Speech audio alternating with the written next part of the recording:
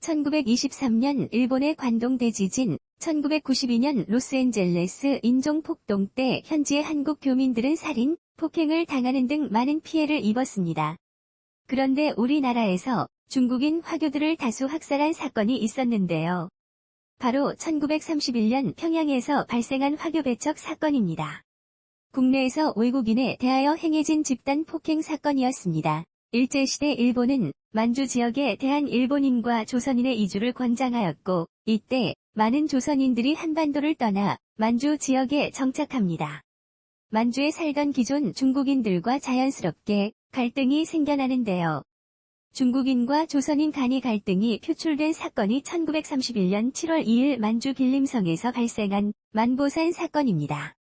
일제가 조선 농민 300여 명을 길림성 장춘 인근 지역으로 이주시키자 해당 지역 중국 농민들이 조선인의 퇴거를 강요한 사건입니다. 일본이 만주 침략의 발판으로 삼기 위해 만든 일이었습니다. 사건 자체는 별 피해 없이 해결되었습니다. 그런데 이것이 국내 신문에 왜곡 보도되면서 사건이 발생합니다. 일본 측 경찰에서 조선인들이 피살되었다는 허위 정보를 제공하고 조선일보가 만보산에서 중국 농민과 조선 농민이 충돌해 많은 조선인이 피살됐다는 보도를 합니다. 중국인과 조선인 사이를 분열시키려는 일본의 계책에 노란한 것입니다. 이 보도로 인해 분노한 조선인들이 인천을 비롯한 전국 도시에서 중국인을 공격하게 됩니다. 중국인 상점과 가옥을 파괴하고 중국인을 구타, 학살하는 행동이 이어집니다. 이러한 폭력 행위는 조선일보가 정정 보도를 내고 동아일보가 7월 10일자에서 오보임을 밝히면서 수그러들었습니다. 일본 경찰은 이때의 폭력 행위에 대해 미온적으로 대처했는데 그것은 이 사건이 중국인과 조선인을 이간시키려는 그들의 계획에 따른 것이기 때문이었습니다. 화교 배척 사건이 크게 발발했던 곳은 평양이었습니다. 화교 배척 사건 직전 평안도 지역은 중국인 노동자들이 특히 많이 진출한 지역이었습니다.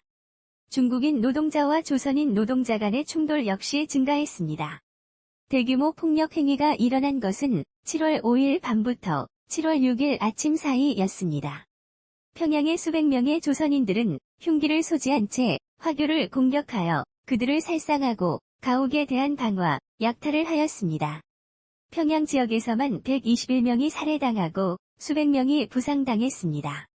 화교들은 일본 경찰이 보호하는 지역으로 피신해야 했습니다. 그들 중에는 아예 조선을 떠나는 화교도 많았는데 1931년 7월 말에만 9천여 명이 되었습니다. 화교들의 참혹한 실상이 중국에 알려지자 중국에서는 조선인들을 배척하게 되었습니다.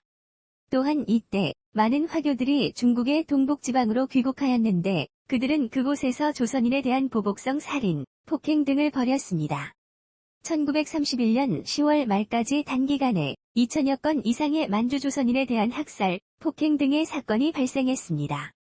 최근 통계로는 이때 중국에서 살해당한 조선인이 843명에 이른다고 합니다. 한 일본인은 이때 조선인들이 중국인들을 살해한 것에 대해 3일 만세운동 때 일본인을 살해한 조선인은 없었는데 이때 중국인을 살해한 것을 보면 조선인들이 강자에게는 약하고 약자에게는 강한 면모를 보였다며 비판했습니다. 소설가 김동인은 평양의 화교 학살 사건을 직접 목격했는데 이후 그는 1932년 붉은 산이라는 소설을 발표했습니다. 이 소설은 중국인에게 박해받는 만주 조선인이 배경입니다.